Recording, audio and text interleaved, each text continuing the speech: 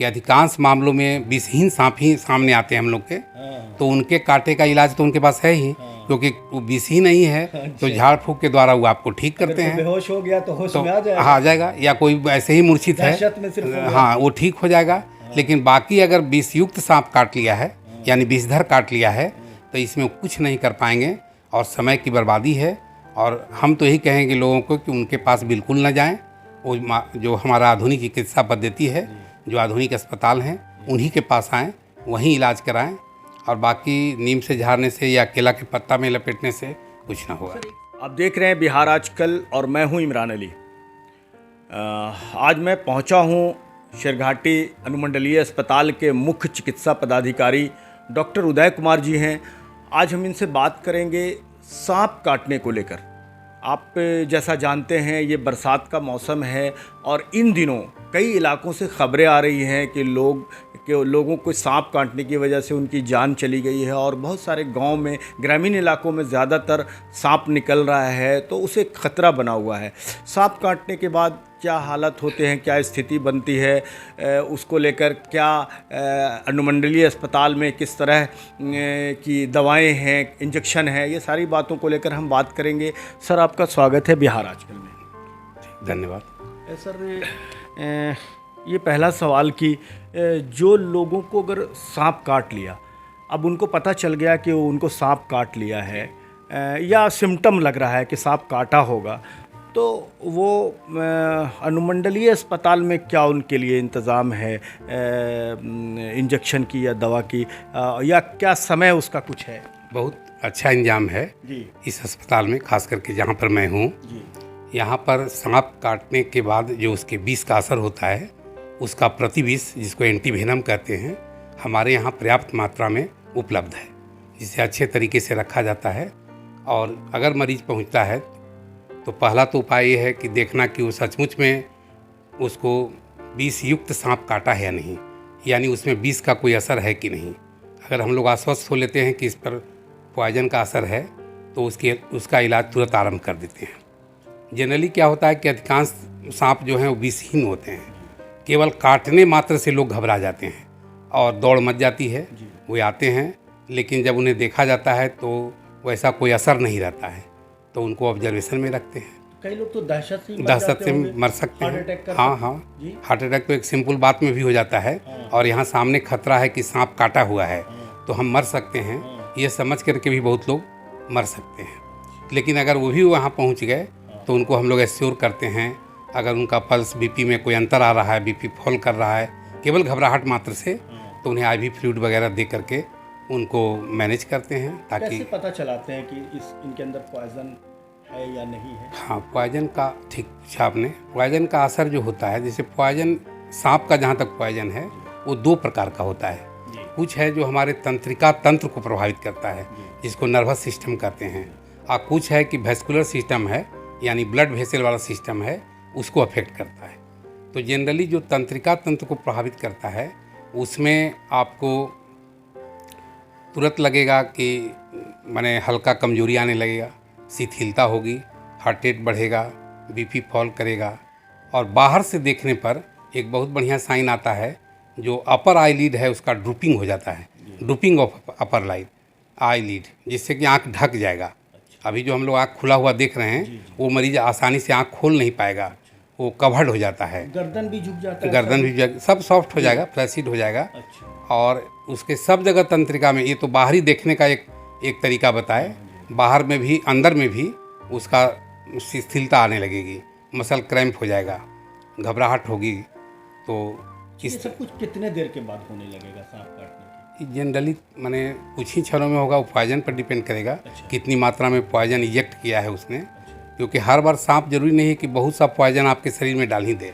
कुछ तो विषहीन है, वो कुछ नहीं डालेंगे, और जो विषयुक्त भी हैं, अगर हड़बड़ी में वो काटते हैं, जल्दी से अपने दांत को निकालने के क्रम में अगर विष नहीं डाल पाए, तो उनसे भी बहुत कम विष जाएगा। जनरली क्या होता है कि दांतों में विष नहीं रहता है, दांत से वो गड़ाते हैं, और फिर जब दांत को निकालते हैं, उस क्रम में जो ग्रंथि रहती है, विष ग्रंथि, उससे इजेक्ट हो जाता है। तो उसकी मात्रा पर है, कम भी हो सकता है, ज़्यादा भी हो सकता है, तो असर जल्दी भी आ सकता है, देर भी कर सकता है। तो जितना जल्दी वो अस्पताल पहुंचेंगे उतना ही ज़्यादा उनके बचने की संभावना रहेगी या हम लोग उनको बचाने में सक्षम हो पाएंगे। बहुत लेट आने पर जब ऑलरेडी सब तंत्रिका सिस्टम गड़बड़ा रहा है, जैसे हार्ट का भी पैरालिसिस हो जाएगा, यानी हार्ट भी बंद हो गया, लंग का पैरालिसिस हो सकता है, लंग बंद हो जाएगा, तब फिर कैसे चालू होगा, फिर मुश्किल हो जाएगी। इसलिए जनरल आदमी के लिए बिना समझे केवल यही है कि जितनी जल्दी उनको सूचना मिले कि सांप काटा है, कोई भी निकटतम अस्पताल हो, चाहे मेरा अनुमंडलीय हो, चाहे बिहार के या भारत के किसी भी क्षेत्र में जहाँ भी निकटतम अस्पताल हैं वहाँ वो पहुँचें। व्यवस्था होगी तो काम होगा ही, नहीं होगा तो आगे रेफ़र किया जाएगा, जल्दी भेजा जाएगा जहाँ पर वो वैक्सीन उपलब्ध है। सर, ये तो अनुमंडलीय अस्पताल की बात हो गई कि आपके यहाँ जो इलाज का तरीका, लेकिन जो ग्रामीण क्षेत्र है या प्रखंड के जो अस्पताल हैं, तो क्या इस तरह के इंतज़ाम वहाँ भी हैं, जो जैसे मान लीजिए शिरघाटी अनुमंडल का गुरुआ है, बांके बाजार है, जो या फिर उसमें भी कोई और छोटे जो सेंटर होते हैं इस तरह से प्राथमिक उपचार केंद्र जैसे, तो क्या सांप काटने को लेकर, उनके इलाज को लेकर वहाँ भी कोई इंतज़ाम होते हैं या उनको सीधे यहाँ आना चाहिए अनुमंडलीय अस्पताल? ना, ठीक है, आपका प्रश्न अच्छा है। करीब करीब सभी प्राथमिक स्वास्थ्य केंद्र में, जिसको पीएचसी कहते हैं, जैसे मान लें गुरुआ में है, जितने प्रखंड हैं लगभग सब के यहाँ, लगभग क्या ऑलमोस्ट सब के यहाँ पीएचसी है, माने प्राथमिक स्वास्थ्य केंद्र, जिसको प्राइमरी हेल्थ सेंटर कहते हैं। सभी सेंटर में सरकार के द्वारा अभी व्यवस्था की गई है या कब से लागू है, चल रहा है कि उनके यहाँ वैक्सीन रहता है, हाँ रखा रहता है। तो उसके नीचे के अस्पताल में जैसे सब सेंटर है, जिसको उपकेंद्र कहते हैं, वहाँ नहीं रहता है। तो जब भी किसी को सांप काटे तो निकट का जो प्राथमिक स्वास्थ्य केंद्र है पहले वहीं पहुँचे। ये अनुमंडलीय आने के फेर में ना रहे। वहाँ भी सही इलाज होगा? हाँ, इलाज क्यों नहीं होगा, वहाँ भी चिकित्सक है, वहाँ भी वैक्सीन है। काम तो चिकित्सक करेंगे और जो उसका एंटीवेनम है वो सुई करेगा। तो इतनी भर जानकारी तो सब चिकित्सक वो हैं जो पढ़े लिखे हैं, जो पढ़ के आए हैं। जी, इसका सर प्राइवेट हॉस्पिटल या प्राइवेट दवा दुकान में भी कोई इंतजाम होता है क्या, या सिर्फ सरकारी सिस्टम से इसका? प्राइवेट दुकान में रह सकता है लेकिन बहुत कम रहता है। माने हम लोग तो चूँकि गवर्नमेंट के हॉस्पिटल से जुड़े हुए हैं, तो हमारी सारी जानकारी है कि सारे गवर्नमेंट हॉस्पिटल में है। अब किसी समय ऐसा हो सकता है कि किसी का स्टॉक कम गया हो या उस दिन ना हो, तो उससे भी ज़्यादा घबराना नहीं चाहिए, चाहे कोई अव्यवस्था का प्रश्न नहीं उठना चाहिए। कभी कभी सप्लाई में भी देरी हो जाती है, तो आप वहाँ से तेज़ी से अगले केंद्र की ओर बढ़ें जो आपका निकट हो, वहाँ पहुँचें और वहाँ इलाज कराएं। इलाज कराना प्राथमिकता होनी चाहिए। यदि ना मिले तो किसी तरह का उसके लिए हंगामा या जोर ज़बरदस्ती ना करना चाहिए, समय बर्बाद ना करना चाहिए।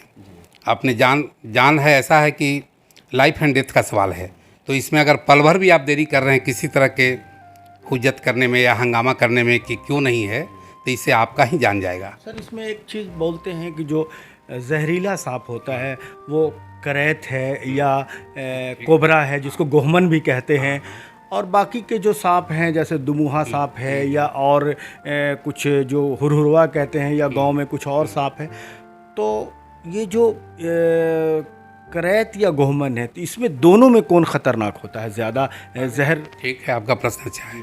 थोड़ा विस्तार से हम बता देते हैं कि जैसे सांपों की जो प्रजातियां हैं, पूरे विश्व की बात करें, वहाँ से शुरू करके बिहार तक चले आएंगे, तो पूरे विश्व में लगभग 3000 उनकी प्रजातियां हैं।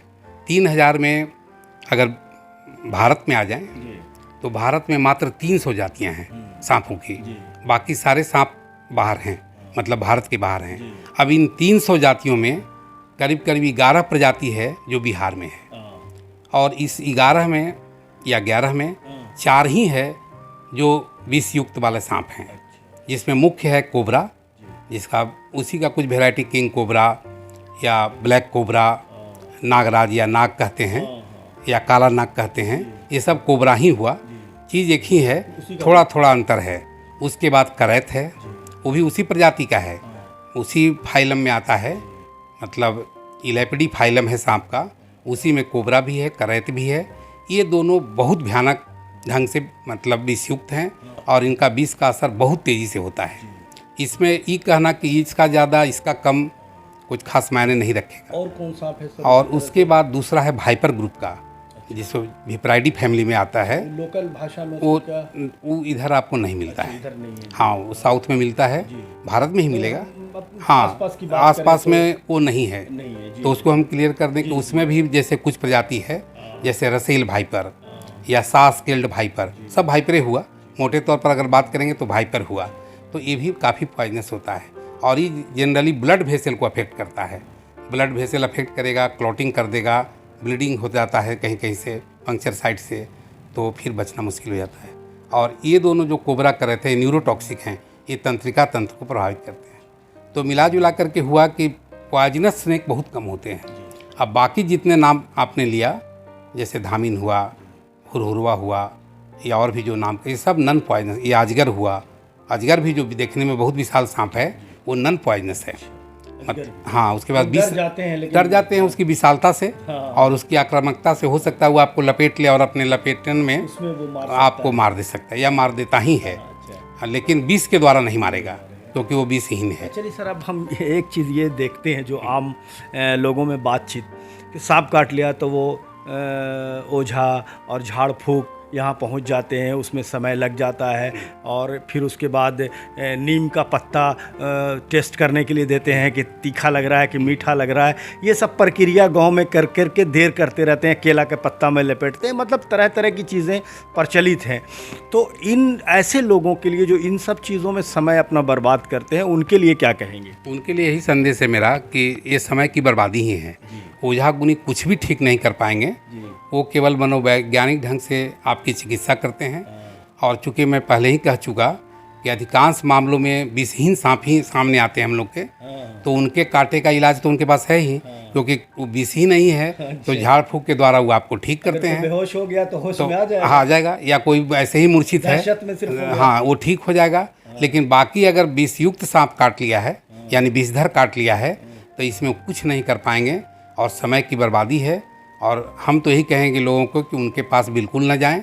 वो जो हमारा आधुनिक चिकित्सा पद्धति है, जो आधुनिक अस्पताल हैं, उन्हीं के पास आएँ, वहीं इलाज कराएं।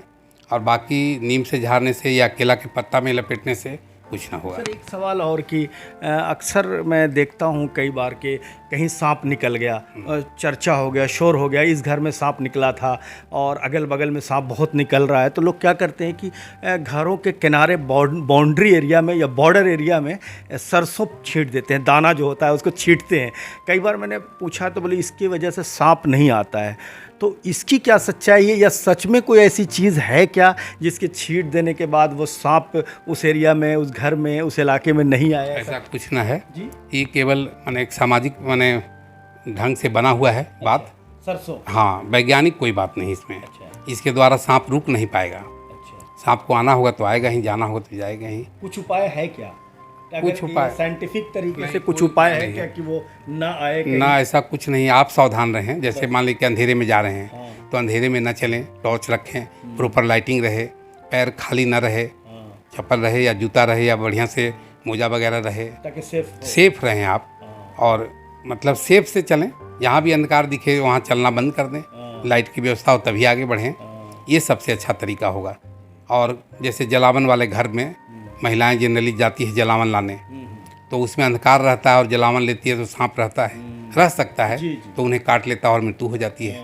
तो उन सब जगहों पर जब जाएं तो प्रॉपर लाइटिंग हो तभी जाएं, या दिन में ही जलावन निकाल लें, या सोच समझ के जलावन के हर आइटम को माने उस घर से निकालें। सर, कुछ अगर आप अपनी ओर से भी कोई संदेश देना चाहते हैं तो आप बताएं हमारे व्यूवर्स को कि क्या कहना चाहेंगे सांप की सुरक्षा को लेकर, या सांप से बचने को लेकर, या जो लोग दहशत में भी आ जाते हैं, घबरा जाते हैं, या इलाज में देरी करते हैं, इसको लेकर एक आपसे आखिरी सवाल है कि क्या कहेंगे हमारे व्यूवर्स को? सांप काटने में है तो पहला तो कि अगर काट लिया तो दहशत में तो नहीं रहना है। काट लिया तो उसका उपचार होना चाहिए। कभी कभी कुछ लोग करते हैं कि सांप काट लिया तो अब उसको पकड़ने के फेर में रहते हैं, या वही व्यक्ति जिसको काटा वही पकड़ने में लगा रहता है, और इस बीच कभी कभी दोबारा भी सांप काट लेता है। तो ऐसा ना करें। मतलब सांप काट लिया तो अब उस सांप को पकड़ने से कोई फायदा नहीं है। हम बीच में एक रोग के सवाल पूछते, कई बार हॉस्पिटल में पूछा तो कौन सांप काटा है, तो कुछ लोग बोलते हैं कि सांप को पकड़ के हॉस्पिटल ले जाना है, या वो ज़्यादा कहीं पैक को प्लास्टिक में ज़्यादा रिलेवेंट नहीं है। अच्छा। क्योंकि हमारे पास जो एंटी वेनम है वो दोनों सांप को बढ़िया से कवर कर लेता है। अच्छा। जो पॉइजनस है। अच्छा। तो उसमें कोई ज़्यादा पहचानने की ज़रूरत नहीं है यहाँ, तो इसमें आपको उसकी जरूरत नहीं। पकड़ने के चक्कर में खतरा बना। हाँ, और दूसरा है कि कभी कभी लोग बहुत कस के बांध देते हैं टॉर्निकेट जहाँ पर सांप काटा है। अच्छा। तो वो ऐसा ना करना है। हल्के बांध सकते हैं, हल्का बांध सकते हाँ हल्का बांध सकते हैं, माने ब्लड फ्लो का जो है हाँ। थोड़ा स्लो हो जाए, बंद नहीं होना चाहिए। कट लगाते हैं वहाँ वो पर सब भी चोट की- बेकार है। हाँ? कट लगाना, खून बहाना बिल्कुल बेकार है। आप उसको धो सकते हैं पानी से। पानी फिल्मों में जो दिखाया जाता है कि चूस के उसको उसका ब्लड निकाल नहीं, रहे हैं वो तो- और वो बच गया, उसका जहर निकल- वो तो सब केवल फिल्मी तरीका हुआ। अच्छा है। चूसना भी नहीं है, क्योंकि अगर पॉइजन है वहाँ पर हाँ। तो आपको ही जाएगा जो चूसने वाले हैं। हाँ। अब जितना जल्दी फेंकेंगे ना फेंकेंगे, इस बीच उनको भी असर कर सकता है। उससे उनकी बॉडी तो अभी जो हमारे अनुसार जो अगर बोलना होगा हाँ। तो उस लिम्ब को जिसमें काटा है हाँ। उसको थोड़ा इमोबिलाइज कर दीजिए, कम मूवमेंट रहे, अस्थिर से रखिए, समझ गए ना। और उसको टॉर्निकेट तो बांधने के पक्ष में ज़्यादा नहीं बोल रहे हैं, हल्का फुल्का बांध सकते हैं, नहीं तो प्रेशर बैंडेज कर दीजिए। हाँ, घाव को धोने के बाद अगर घाव को प्रॉपर पानी से आप धोते रहिए, काम भर ब्लड बह गया, चाहे जो भी विष होगा ऊपर के हिस्से में वो सब निकल जाएगा। कट नहीं लगाना, जो उसकी वजह हाँ। से ब्लड निकल रहा, काटने की वजह से वही। हाँ, जो धो धा के उसको ठीक कर लीजिए और उस पर प्रेशर बैंडेज अप्लाई कीजिए।